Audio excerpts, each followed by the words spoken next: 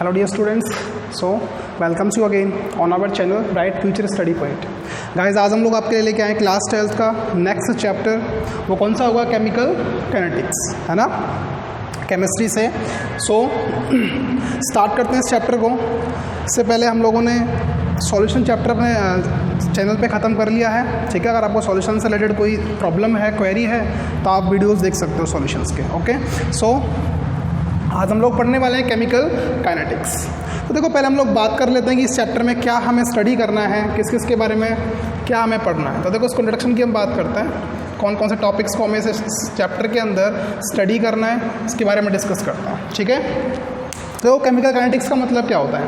Kinetics means, देखो chemical means यहाँ पे हम लोग बात करेंगे केमिकल रिएक्शंस की, केमिकल रिएक्शन। और काइनेटिक्स का मतलब क्या होता है? स्पीड से या फिर रेट से। यानी कि इस चैप्टर के अंदर हम जो पढ़ने वाले हैं वो क्या पढ़ने वाले हैं कि केमिकल रिएक्शन का किस तरह से हम रेट फाइंड आउट कर सकते हैं, कैसे रेट मीन्स स्पीड कैसे हम फाइंड आउट कर सकते हैं कि ठीक है किस दर से रिएक्शन हुई है। तो इस चैप्टर में सबसे पहले तो हमें क्या पढ़ना है? यही पढ़ना है कि हम रिएक्शन का रेट निकालना सीखेंगे, रेट ऑफ रिएक्शन। इसके बाद हम लोग पढ़ेंगे रिएक्शन की मॉलिक्यूलरिटी भी निकालना सीखेंगे इसी चैप्टर में। मॉलिक्यूलरिटी के बाद हम सीखेंगे रिएक्शन का ऑर्डर निकालना, ऑर्डर ऑफ रिएक्शन। और ऑर्डर ऑफ जो रिएक्शन वाला ये टॉपिक है, this is the most important topic of this chapter. Order में हम पढ़ेंगे 3 टाइप्स के ऑर्डर्स। कौन से? Zero order reactions, zero order, first order, second order, और इसके बाद nth ऑर्डर रिएक्शंस को भी हम इस चैप्टर में डिस्कस करेंगे, ठीक है। इसके बाद कुछ और टॉपिक्स हैं छोटे छोटे जो हमें इस चैप्टर में स्टडी करने हैं, इनके इंटीग्रेटेड रेट लॉज, ठीक है, रेट लॉ क्या होता है वो सब हम इस चैप्टर में स्टडी करने वाले हैं। तो आज हम लोग स्टार्ट कर रहे हैं इस चैप्टर को, ठीक है, बेसिक से। चलिए, तो देखो इंट्रोडक्शन से स्टार्ट करते हैं। सबसे पहले बात करते हैं कि जो रिएक्शंस हम पढ़ने वाले हैं इस चैप्टर में, तो रिएक्शंस को हम केमिकल रिएक्शंस, देखो हम 3 टाइम के बेसिस से, on the basis of time या टाइम के बेसिस पे हम रिएक्शंस को 3 टाइप से डिवाइड कर सकते हैं कि एक तो कोई रिएक्शन बहुत जल्दी से हो जाए, वेरी फास्ट रिएक्शंस। एक क्या हो रहा है उसमें बहुत ज़्यादा टाइम लग रहा है, वेरी स्लो रिएक्शंस। एक क्या हो रहा है कि मॉडरेट टाइम में, मीजरेबल टाइम में, है ना, जिसको हम लैब में आराम से उसका रेट निकाल सकें, ऐसे टाइम में कोई रिएक्शन हो रही है, यानी कि मॉडरेट रिएक्शंस। तो इन 3 टाइप्स की रिएक्शंस को हम लोग स्टडी करते हैं। पहले सबसे पहले क्या होगी?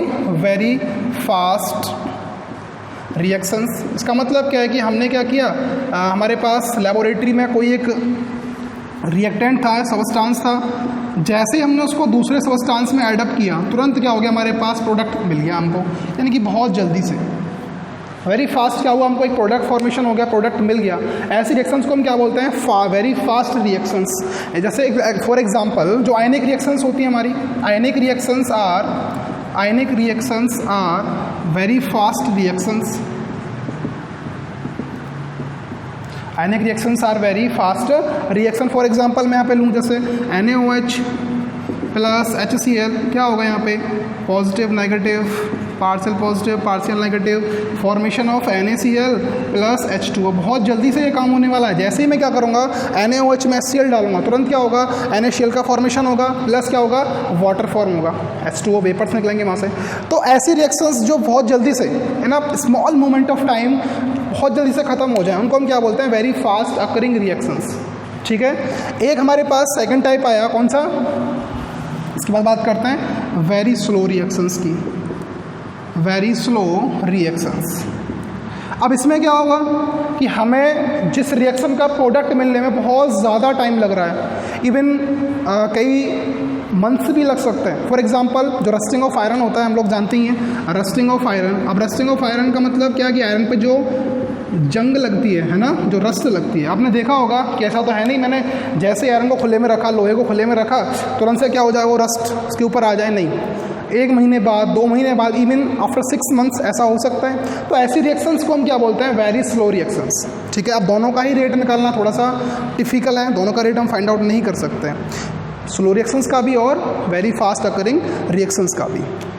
एक थर्ड टाइप हमारे पास होता है इसका, और वो होता है moderate reactions, moderate occurring reactions. अब मॉडरेट का मतलब क्या है कि जो कुछ पार्टिकुलर मोमेंट ऑफ टाइम हम कह सकते हैं, या ऐसा टाइम जिसको मिजरेबल टाइम हो, है ना, मिजरेबल टाइम में ख़त्म हो, ऐसी रिएक्शंस को हम क्या बोलते हैं, मॉडरेट अकरिंग रिएक्शंस। जैसे for example decomposition of nitrogen pentoxide, है ना, N2O5 जब डिकम्पोज होता है तो क्या बनाता है यहाँ से NO2 + O2। तो ये जो रिएक्शन है हमारे पास डिकम्पोजिशन ऑफ नाइट्रोजन पेंटाऑक्साइड, ये कैसी होगी, this reaction is moderate reaction. Moderate मतलब मीडियम, यानी कि जो ना तो बहुत ज़्यादा स्लो ना बहुत ज़्यादा फास्ट होगी। तो ऐसी रिएक्शंस का हम लोग रेट आसानी से फाइंड आउट कर सकते हैं, और इस चैप्टर में हम सीखेंगे कैसे इसका हम रेट निकालेंगे। ठीक है, तो नेक्स्ट हमारा टॉपिक यही होगा कि हम कैसे रेट फाइंड आउट करेंगे। इसको आप लिख लीजिए, नोट इट। तो लिख लिया होगा आपने। अब देखो हम लोग आगे चैप्टर को प्रोसीड करते हैं अब। ठीक है, तो देखो केमिकल काइनेटिक्स की डिस्कस करते हैं, होता क्या है। तो पहली चीज़ तो हम लिखेंगे, it is a branch of chemistry, it is a branch of chemistry in which we study about किसके बारे में पढ़ते हैं बताओ, study about the rate of reaction, rate of chemical reaction. यानी कि ऐसी ब्रांच है केमिस्ट्री की जिसके अंदर हम केमिकल रिएक्शन के रेट को स्टडी करते हैं। साथ में किस किस फैक्टर पे डिपेंड करती है, factors influence the rate of reaction, किस किस फैक्टर पे ये डिपेंड कर रही है, क्या रेट किसी रिएक्शन का, उसको स्टडी करेंगे, द रेट ऑफ रिएक्शन। ठीक है, and the mechanism by which reaction proceed, किस मैकेनिज्म से रिएक्शन खत्म हुई है, कितने स्टेप्स में खत्म हुई है, उस सबको हम डिस्कस करने वाले हैं इस चैप्टर में। तो पहला जो हमारा टॉपिक होगा वो क्या होगा, रेट ऑफ केमिकल रिएक्शन, कि कैसे हम केमिकल रिएक्शन के रेट को फाइंड आउट करते हैं। तो रेट ऑफ रिएक्शन, तो रेट ऑफ जो रिएक्शन होता है ये सिंपली हम लोग कह सकते हैं डिपेंड करता है किसके ऊपर, रिएक्टेंट्स और प्रोडक्ट की कंसंट्रेशन के ऊपर। ठीक है, तो हम कह सकते हैं कि change in concentration of reactant and product per unit time, यानी कि टाइम के अकॉर्डिंग, क्योंकि रेट निकालना टाइम की बात तो होगी कि टाइम के अकॉर्डिंग रिएक्टेंट या फिर प्रोडक्ट की कंसंट्रेशन कितनी चेंज हुई है, वही क्या होगा, हमारी रिएक्शन का रेट होता है। बात समझ में आई। अब अगर हमें फाइंड आउट करना हो कि मान लो मेरे पास कोई रिएक्शन है, let a hypothetical reaction, hypothetical का मतलब होता है इमेजिनरी, यानी कि मैंने मानी मेरे पास कोई इमेजिनरी रिएक्शन है और वो है कि रिएक्टेंट से क्या बन रहा है, आर से बन रहा है पी, जहाँ पे आर क्या है हमारा रिएक्टेंट, पी क्या है product. R is the reactant, P is the product. कि आर से क्या फॉर्म हो रहा है, पी प्रोडक्ट फॉर्म हो रहा है। अब इस रिएक्शन का अगर मुझे रेट फाइंड आउट करना है, if I want to find out the rate of this reaction, तो मैं कैसे फाइंड आउट कर सकता हूँ, स्टडी करते हैं इस चीज़ को।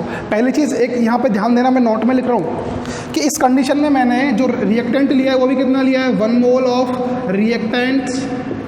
Of reactant produce 1 mole of product P, है ना। 1 मोल रिएक्टेंट है मेरे पास जो 1 मोल प्रोडक्ट फॉर्मेशन कर रहा है। ठीक है, अब यहाँ पे इसको आप तब तक लिख लीजिए, फिर आगे बढ़ते हैं। हाँ, तो इसको लिख लीजिए। अब देखो आगे हम लोग जो बात करने वाले हैं रिएक्शन को, रेट को कैसे फाइंड आउट करेंगे रिएक्टेंट्स के लिए, कैसे फाइंड आउट करेंगे प्रोडक्ट के लिए, उसको स्टडी करते हैं। तो देखो rate of reaction,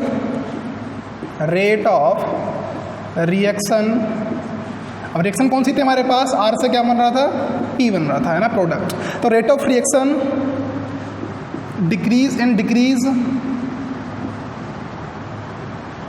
decrease in concentration of reactant, यानी कि जब रिएक्टेंट की कंसंट्रेशन क्या होगी, डिक्रीज होगी, तो ऐसी कंडीशन में रिएक्शन का क्या रेट होगा, या इसको हम रेट ऑफ डिसअपीयरेंस भी कहते हैं, रेट ऑफ डिसअपीयरेंस भी इसको हम बोल सकते हैं, रेट ऑफ डिसअपीयरेंस। और रेट ऑफ डिसअपीयरेंस क्या होगा, तो देखो इसको हम सिंपली फाइंड आउट कर सकते हैं कि rate of decrease in concentration of reactant क्या होगा हमारा कि decrease in concentration of reactant R upon में time taken.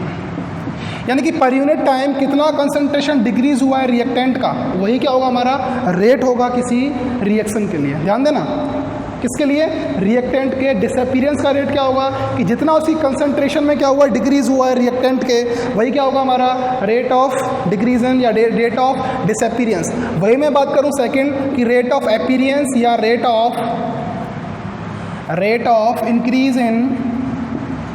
Of increase in concentration of product, कि प्रोडक्ट की कंसंट्रेशन में जो इंक्रीज हुआ है उसका हम कैसे रेट निकालेंगे, इसको हम कहते हैं रेट ऑफ अपीयरेंस भी कह सकते हैं, रेट ऑफ अपीयरेंस कह सकते हैं। तो ये क्या होगा कि rate of product increase in concentration of product is equals to, वही लिखेंगे increase in concentration of product upon में टाइम टेकन।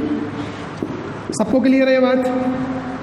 अब इस चीज़ को हम लोग यहाँ पे समझते हैं कि मैंने जो रिएक्शन ली थी R से P, ये रिएक्शन मैंने ली थी, क्या बन रहा था R से P, यानी कि R क्या था रिएक्टेंट, P क्या था product.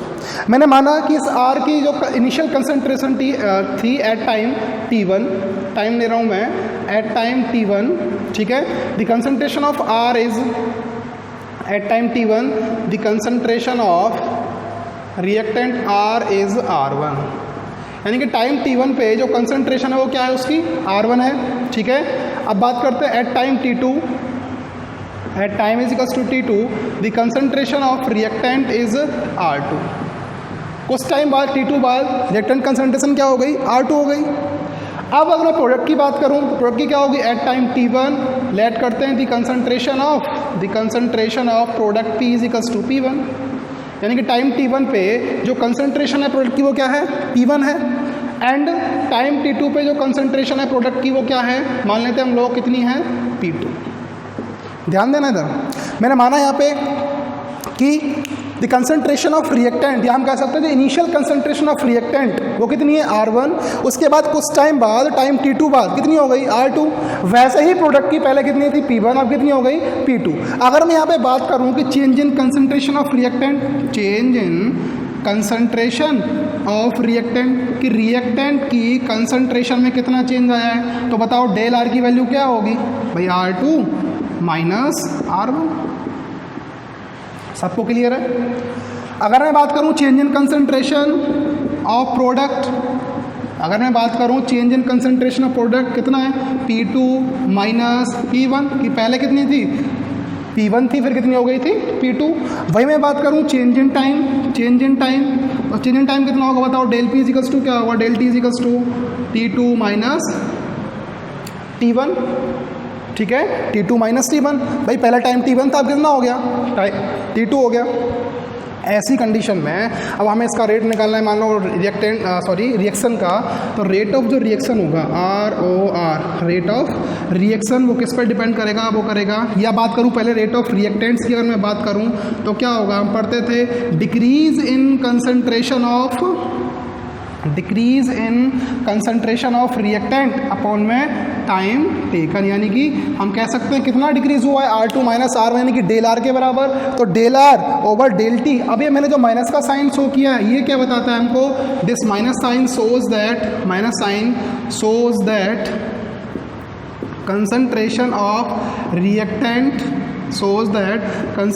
Of reactant is decreases. ये माइनस का साइन हमें बता रहा है कि जो रिएक्टेंट है उसकी कंसंट्रेशन क्या हुई है, डिक्रीज हुई है। बात समझ में आई आपको, कंसंट्रेशन क्या हुई है उसकी, डिक्रीज हुई है। और ये जो मैंने साइन लगाए स्क्वायर ब्रैकेट्स, ये क्या शो करते हैं, these square brackets shows the molar concentration. Square bracket क्या शो कर रहा है, मोलर कंसंट्रेशन शो कर रहा है। यहीं पे मैं बात करूं कि प्रोडक्ट की कंसंट्रेशन क्या होगी, कंसंट्रेशन ऑफ प्रोडक्ट, तो वो क्या होगी बताओ भाई, del P over del T। सबको क्लियर है ये चीज़, del P over del T। यहाँ पे T क्या है, change in time, del T क्या है, change in time, del P क्या है, change in concentration of product, और डेल R क्या है, change in concentration of reactant.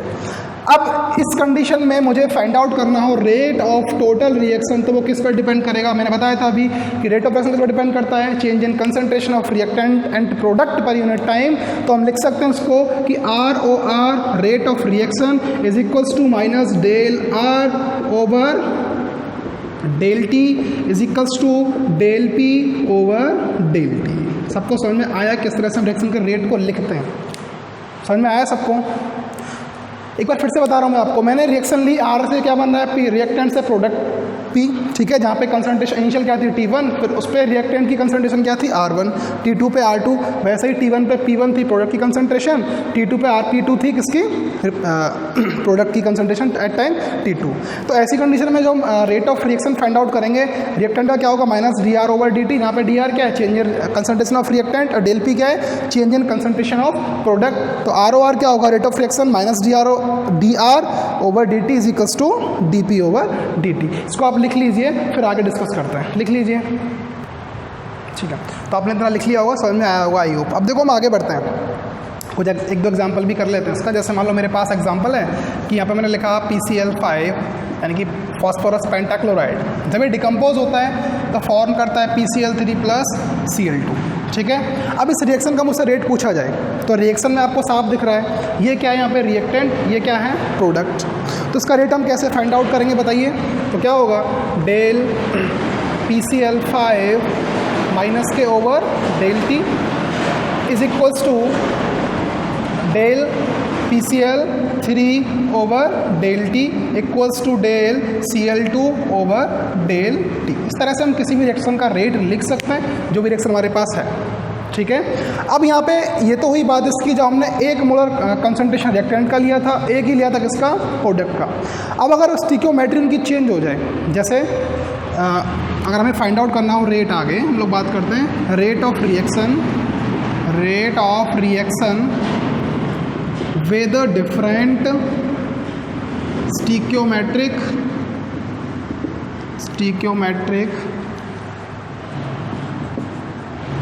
coefficients,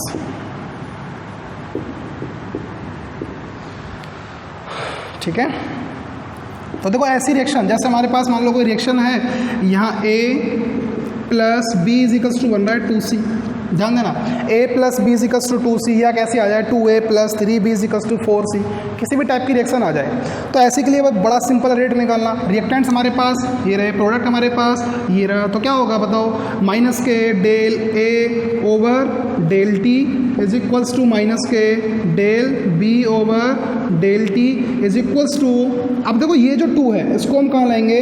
1/2, fraction की फॉर्म में लिखेंगे 1/2 del c over del T. समझ में आ गया होगा आपको कि जो भी ये कोएफिशिएंट्स हमारे पास लिखे होंगे, मान लो यहाँ पे 3 होता, मान लो यहाँ पे क्या होता? 3 होता, तो हम क्या करते? माइनस के 1/3 लिख लेते हैं उसको। सबको क्लियर है? फ्रैक्शन में उसको हम लिख लेते हैं, ठीक है। जब भी ऐसी कोई रिएक्शन होगी, मान लो हमारे पास कोई और अदर टाइप की रिएक्शन, जैसे for a general chemical equation जो इक्विलिब्रियम स्टेट पे है, for a general chemical equation, और इक्वेशन है हमारे पास A, ठीक है, A plus B B is equals to C plus D D, ठीक है। अब ये रिएक्शन कैसी है? At equilibrium state. अब इक्विलिब्रियम आपको पता है कि जो रिएक्शन होगी, जिस रेट से वो फॉरवर्ड डायरेक्शन में जाएगी, उसी रेट से वो बैकवर्ड डायरेक्शन में आनी है। तो इसका जो हम रेट फाइंड आउट करेंगे वो कैसे करेंगे बताइए? ये हमारे पास जब रिएक्शन चालू होगी फॉरवर्ड डायरेक्शन में, तो ये हमारे पास रिएक्टेंट्स होंगे, तो हम इसका रेट कैसे निकालेंगे? माइनस DA, ठीक है, ओवर dt। और मैंने बोला था जो भी इसका स्टिकियोमेट्रिक कोएफिशिएंट होगा उस कोएफिशिएंट को हम कहाँ लिखेंगे? फ्रैक्शन में, is equals to minus 1/b db over dt is equals to, अब देखो ये तो हुई फॉरवर्ड डायरेक्शन की बात। अब जब वो रिएक्शन बैकवर्ड डायरेक्शन में आएगी तो क्या होगा? माइनस के 1/c del c over del t is equals to minus के 1/d del d over del t। इस तरह से हम इसका रेट फाइंड आउट कर सकते हैं, ठीक है। अब इसके बाद जो हमारा नेक्स्ट टॉपिक होगा वो क्या होगा? एवरेज रेट, कि किसी रिएक्शन का हम कैसे, किस तरह से एवरेज रेट फाइंड आउट करेंगे। एवरेज रेट, देखो चीज़ों को ध्यान से समझ करना है, स्टेप बाय स्टेप कराते जा रहा हूँ, ठीक है। एक एक चीज़, एक एक पॉइंट आपको क्लियर कराते जा रहा हूँ। पहली चीज़ तो क्या थी, सिंपल कोई रिएक्शन हो 1 मोल वाली, उसका हम कैसे रेट निकालेंगे। उसके बाद अगर स्टिकियोमेट्रिक कोफिशिएंट डिफरेंट हो जाए तो कैसे रेट निकालेंगे। उसके बाद हमारे पास कोई रिएक्शन कहाँ पे आ गई, इक्विलिब्रियम स्टेट की, अगर कोई रिएक्शन है इस तरह की तो उसका हम रेट कैसे फाइंड आउट करेंगे। अब बात आ गई हमारे पास कि एवरेज रेट हम कैसे निकालेंगे। तो देखो बहुत सिंपल सा तरीका बता रहा हूँ इसका। एवरेज रेट जो होता है होगा तो भाई कि चेंज इन कंसंट्रेशन, कितना चेंज हुआ है कंसंट्रेशन में, किसके, रिएक्टेंट के और प्रोडक्ट के, अपॉन में टाइम इंटरवल उसका, कितने टाइम इंटरवल में वो चेंज हुआ है, ठीक है। लेकिन यहाँ पे ध्यान देने वाली चीज़ क्या है, देखो मैं मान रहा हूँ कि जो चेंज है concentration of reactant, change in concentration of reactant, ये क्या आया था हमारा R2 माइनस R1। तो इसको सॉल्व करने के बाद मान लो चेंज हुआ है X1, ध्यान देना इसकी जो कंसंट्रेशन में चेंज आया वो कितना आया, X1 आया। R2 माइनस R1 की वैल्यू कितनी आ गई, X1, ठीक है। वही मैं बात करूं change in concentration of product, कितनी होती थी, P2 माइनस P1। अब ये कितना आया है, मान लो X2 आया है। ध्यान देना, अगर मैं बात करूं कि दोनों ही कंसंट्रेशन में कितना चेंज आया है ना, तो कितना होगा, del X is equals to X2 minus X1। तो अगर हमें एवरेज रेट फाइंड आउट करना है तो हम क्या लिखते हैं, del X over del T. इस वैल्यू को पुट आउट करेंगे हम यहाँ पे, और अपन में क्या रख देंगे, टाइम इंटरवल। तो इस तरह से हम एवरेज रेट फाइंड आउट कर सकते हैं, ठीक है। इसको आप लिखिए, फिर हम आगे नेक्स्ट टॉपिक डिस्कस करते हैं।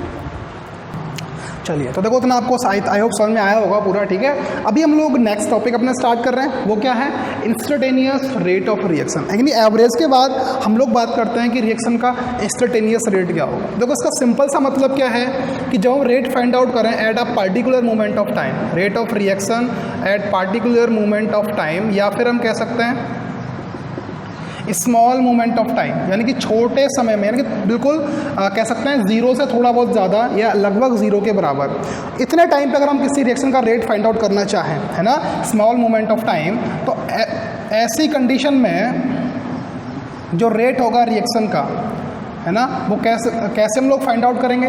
तो देखो एवरेज रेट हम लोग फाइंड आउट करते थे, R average is equals to del R over del T is equals to del P over del T, ठीक है, जिसको हम रखते थे minus del R over del T is equals to del P over del T. अब लेकिन हमें अगर फाइंड आउट करना हो इंस्टेंटेनियस रेट, तो उसके लिए हम क्या करते हैं, आर लिमिट एक्सटेंड टी की कितनी होगी, 0, ठीक है, एक्सटेंस टू 0।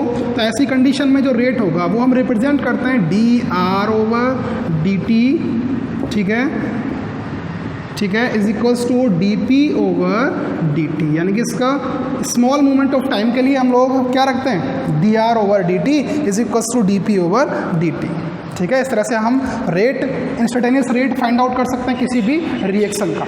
सिंपल सा मतलब है इसका, मतलब क्या है कि जब हम किसी पार्टिकुलर मोमेंट ऑफ टाइम की बात करें या हम बात करें किसकी, कि स्मॉल मोमेंट ऑफ टाइम, है ना, लगभग जीरो थोड़ा सा ज़्यादा टाइम में ही रिएक्शन को जब रिएक्शन स्टार्ट हुई उसके तुरंत बाद अगर हम रेट की बात करें तो इस तरह से उसको हम फाइंड आउट कर सकते हैं, ठीक है।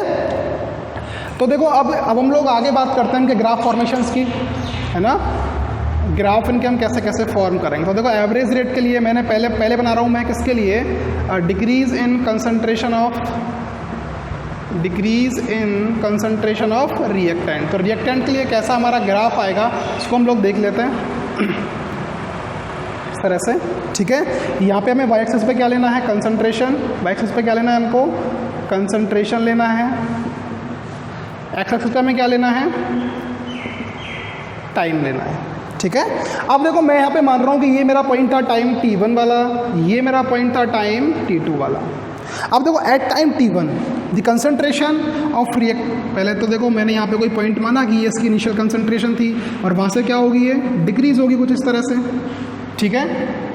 अब कुछ टाइम t1 पे जो कंसंट्रेशन थी वो मैंने मानी कितनी थी, x1 थी, है ना, concentration of reactant at time t1 is what, x1। और वही मैं बात करूँ at time t2 the concentration of reactant is what, x2। तो ऐसी कंडीशन में जो R एवरेज होगा, यानी कि एवरेज रेट जो होगा रिएक्शन का वो क्या होगा बताओ, del R over del T, और डेल R की वैल्यू क्या होगी यहाँ से, x2 minus x1 over T2 minus T1 हम लोग कह सकते हैं, ठीक है। इस तरह से हम डिसअपीयरेंस का रिएक्टेंट के ग्राफ प्लॉट कर सकते हैं, ठीक है। अगर मैं बात करूं प्रोडक्ट की, यानी कि increase in graph of increase in concentration of product. तो ऐसी कंडीशन में क्या होता है, देखो वही लेना है हमको, एक्स एक्सिस पे क्या लेना है हमको, टाइम इंटरवल लेना है, वाई एक्सिस में क्या लेनी है, कंसंट्रेशन लेनी है। अब हो क्या रहा है कि यहाँ से कंसंट्रेशन क्या हो रही है, इंक्रीज हो रही है P1 से P2। ये मेरा इनिशियल पॉइंट था P1, यहाँ से इंक्रीज हुई P2 तक कंसंट्रेशन। अब ऐसी कंडीशन में एट टाइम T1 मैंने माना कि टाइम T1 पे जो कंसंट्रेशन थी वो क्या थी, x1। At time T2 the concentration of product is x2। ये टाइम T2 है मेरे पास और प्रोडक्ट कंसंट्रेशन क्या हो गई, x2। तो ऐसी कंडीशन में जो रेट होगा, average rate, R average equals to क्या होगा, या हम कह सकते हैं रेट ऑफ प्रोडक्ट होगा, वो क्या होगा बताओ, del P over del T, ठीक है। यानी कि x2 minus x1 upon T2 minus T1। इस तरह से हम ग्राफ प्लॉट कर सकते हैं दोनों का, किस किस के लिए, जब क्या होगा, रिएक्टेंट कंसंट्रेशन डिक्रीज हुई होगी या प्रोडक्ट की कंसंट्रेशन इंक्रीज हुई होगी, ठीक है। तो इस लेक्चर में फिलहाल हम लोग इतना ही पढ़ते हैं। इसके आगे हम लोग इंस्टेंटेनियस रेट का ग्राफ, ठीक है, और उसके बाद रेट लॉ और रिएक्शन का ऑर्डर निकालना सीखेंगे नेक्स्ट लेक्चर में। तब तक के लिए बने रहिए हमारे साथ। अगर आप चैनल पर नए आए हो, पहला वीडियो आपने देखा अभी तक, तो सब्सक्राइब जरूर करें हमारे चैनल को। अगर वीडियो पसंद आया हो तो लाइक करें और कोई सजेशन हो तो कमेंट में ज़रूर बताएँ, ठीक है। मिलते हैं फिर।